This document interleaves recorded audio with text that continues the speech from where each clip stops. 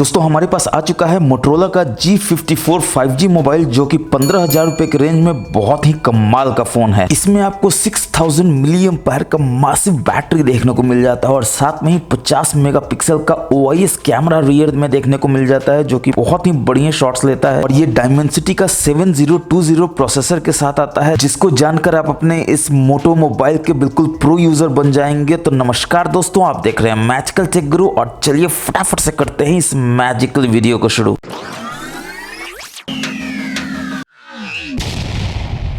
चलिए फटाफट से बढ़ते हैं अपने पहले टिप्स एंड ट्रिक्स की तरफ। तो आप अपने मोटो मोबाइल को लॉक कर लेते हैं, अनलॉक करने की कोशिश करते हैं। तो आप देखते हैं कि ये आपसे पिन मांगता है, जो बहुत ही सिंपल 1 2 3 4 5 6 7 8 9 है, जो आप में भी अभी आ रहा होगा। मगर यहाँ पर अब जादू होगा, गिली गिली छू 1 2 3, और इसके बाद आप देखेंगे कि ये जो पैड अभी 1 2 3 4 5 6 7 8 9 दिखा रहा था, ये बिल्कुल उल्टा पुल्टा हो जाता है। और मुझे पूरा यकीन है कि आपके पास कोई ना कोई बैंकिंग ऐप जरूर होगा जिसमें आपसे पिन मांगता था इस तरह से उल्टा पुल्टा जिगजॉ करके। तो ये आया कैसे दोस्तों, इसको देखते हैं। तो सबसे पहले तो हम लोग पिन दे देते हैं, जो भी सही पिन है अंदर चले जाते हैं अपने फोन के। इसके बाद मोटो ऐप में जाते हैं और यहाँ पर आप देख सकते हैं आपको मोटो सिक्योर नाम का ऑप्शन देखने को मिल जाता है। इसमें जाएंगे और यहाँ पर आप देख सकते हैं पिन पैड स्क्रैम्बल जो है, जिसको मैंने यहाँ से इनेबल कर लिया है। आपको भी बस इसको इनेबल कर लेना है और ये जो है ये स्क्रैम्बल होकर देखिए इस तरह का उल्टा पुल्टा हो जाएगा। इसी में अगर आप बैक जाएंगे तो आप देखेंगे इसमें आपको सिक्योर फोल्डर का भी ऑप्शन देखने को मिल जाता है, जिसको आपको फटाफट से एक पैटर्न बनाकर इनेबल कर लेना है। और आप देख सकते हैं सिक्योर फोल्डर में आप कोई भी एक ऐप को रख सकते हैं या मल्टीपल ऐप को ऐड कर सकते हैं। एग्जाम्पल के लिए मैंने फेसबुक को यहाँ ऐड किया है। कैसे ऐड किया है, तो यहाँ से प्लस साइन में आप जाएंगे, ऐड एप्स में जाएंगे या ऐड फाइल में जाएंगे और किसी भी ऐप को या किसी भी फाइल को यहाँ पर सिक्योर फोल्डर में आप ऐड कर सकते हैं। फायदा यह है कि कोई भी थर्ड पार्टी ऐप या कोई भी तीसरा इंसान आपकी उस फाइल को या आपकी उस ऐप के कंटेंट को देख नहीं सकता है। बाहर जो ऐप है फेसबुक का वो डिफरेंट ऐप है और इसमें जो ऐप है वो डिफरेंट है, यानी कि इस ऐप में आप अपने पर्सनल चीजों को कर सकते हैं और वो ऐप जो है वो कोई भी देखेगा जिसको समझ ही में नहीं आएगा। उसमें आप लॉग इन भी नहीं करें तो कोई फर्क नहीं पड़ता है। एक और बढ़िया इसका प्रैक्टिकल एग्जाम्पल ये हो सकता है कि इसमें आप कैमरा को ऐड कर लीजिए इस तरह से। तो देखिए यहाँ कैमरा आ गया। अब इस कैमरा से जो भी आप फोटो खींचेंगे वो आपके सिक्योर फोल्डर में ही रहेगा। एग्जांपल के लिए आप जैसे ही इसको ऑन करेंगे तो आप देखेंगे कि ये आपको बोलता है अलाउ कर दीजिए और आप देखिए यहाँ भी कोई भी कैमरा में फोटो जो है नहीं है। मगर जैसे ही आप अपने बाहर वाले कैमरा में जाएंगे तो आप देखेंगे कि इसमें फोटो है और ये पब्लिक देख सकता है, मगर वो फोटो जो सिक्योर फोल्डर में वो कोई भी नहीं देख सकता है आपके सिवा। अब सिक्योर फोल्डर को जैसे ही आप अपने मोटो मोबाइल में ऑन करेंगे तो आप देखेंगे कि ये पैटर्न देने के बाद जैसे ही इनेबल्ड हो जाता है तो आपके एप्स में भी ये आ जाता है। और कहाँ जाता है तो आप देख सकते हैं सिक्योर फोल्डर करके यहाँ पर आ जाएगा, जिसको आप यहाँ से भी इनेबल कर सकते हैं। बस आपको पैटर्न दे देना है। मगर कमाल का चीज ये दोस्तों कि अगर आप ये 3 लाइंस के मेनू में जाएंगे तो यहाँ पर आप देख सकते हैं डिस्गाइज्ड आइकॉन का आपको ऑप्शन देखने को मिल जाता है, यानी कि आप लोगों को भ्रमित कर सकते हैं अपने सिक्योर फोल्डर को एक डिफरेंट आइकॉन देके, एक डिफरेंट नाम देके, ताकि वो समझ नहीं पाए कि सिक्योर फोल्डर है कहाँ पर। एग्जाम्पल के लिए बर्गर का दे देते हैं, उसको लगेगा कोई फूड ऐप है और यहाँ पर नाम जो है वो भी फूड का ही दे देते हैं। तो एग्जाम्पल के लिए कोई भी एक फूड का दे देते हैं, जैसे फूडी नाम देके इसको ओके कर देंगे। और अब देखिए जैसे ही ओके करेंगे बैक जाएंगे ऐप्स में तो आप देखेंगे कि सिक्योर फोल्डर जो था वो वहां से गायब हो गया। आप देख सकते हैं इसमें अब सिक्योर फोल्डर आपको देखने को नहीं मिलता है। तो क्वेश्चन तो यही उठता है सिक्योर फोल्डर गया कहाँ। तो ऑब्वियसली आपको फूड में जाना होगा और यहाँ पर एफ में आप देख सकते हैं कि सिक्योर फोल्डर आपको यहाँ देखने को मिल जाता है। बस यहाँ से टच कर देना है, पैटर्न दे देना और आप सिक्योर फोल्डर में बहुत आसानी से आ जाते हैं। और जैसा कि आप जानते हैं आपके मोटोरोला मोबाइल में आपको